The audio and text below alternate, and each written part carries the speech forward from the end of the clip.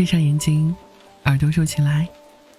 今天晚上我们的睡前故事叫做《水缸里的希望》。他爱上一个女孩，爱得很深，爱得也很苦，但这个女孩一丁点儿也不爱他，他因此感到了无精打采，工作也漫不经心。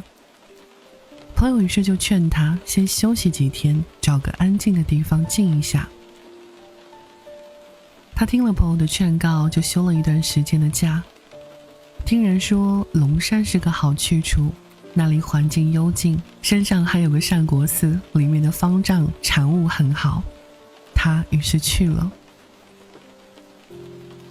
那天他真的见到了方丈大师，大师一脸白胡子，像一位得道的仙人。方丈问他是来干什么的，他说了原委。方丈听了说，是爱情啊。他说是啊，他很爱她，可是女孩一点也不爱他。方丈说，好吧，跟我来吧。方丈把他领到了一个水缸前。我这儿有个水桶，你把这个缸灌满吧，灌满水缸之后，你的希望就能够实现了。他看了看，缸不大，但是要灌满也得几天功夫。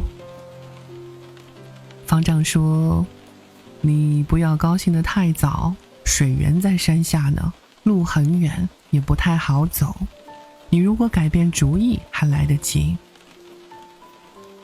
我怎么会改变主意呢？他拎起了水桶说，我现在就开始灌。方丈就笑了笑说，好，你就开始吧。于是他就开始灌那个水缸了。他以为那个水缸很好灌，可是他错了。路不好走，山道狭隘陡峭，稍不留神就会摔个跟头。他平日又没有干过重活，所以拎一桶水上山就很难，每次都累得满头大汗。一天下来精疲力尽，骨头像散了架似的。可是每次那个漂亮女孩的身姿就会在他的脑海盘旋，他就受到了鼓舞，他又拎着水桶下山去了。就这样，他拎着水桶上山下山，有时候他也会放下水桶，欣赏一下龙山的风景。他发现龙山是这样的秀丽迷人，有一种人在画中的感觉。刚来的时候他怎么没有发现呢？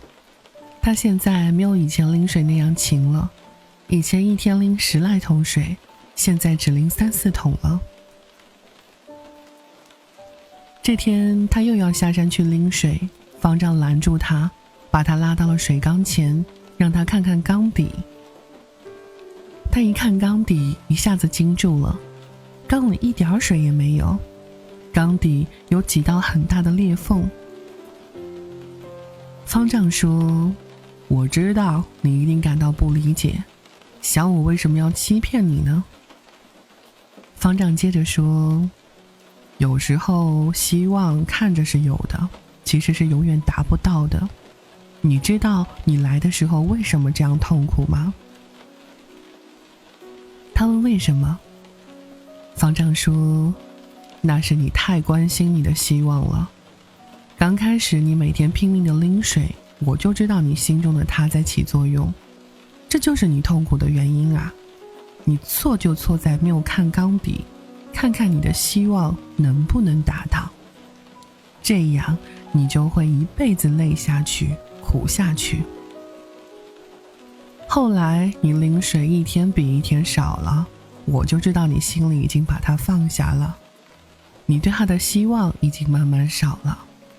每天拎水只不过是你在他这里养成的一种习惯罢了，你也不关心缸什么时候满，说明你已经要解脱了。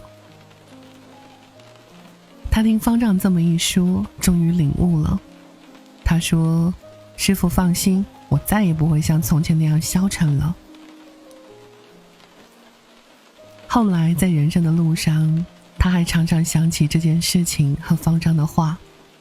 他想，人生之所以遇到痛苦，有时候就是在于我们没有仔细看看这件事情，结果只是白白努力一场。所以要做成功一件事情，就要选择一口有希望的缸，因为每件事情都像是往缸里灌水。这个故事你听懂了吗？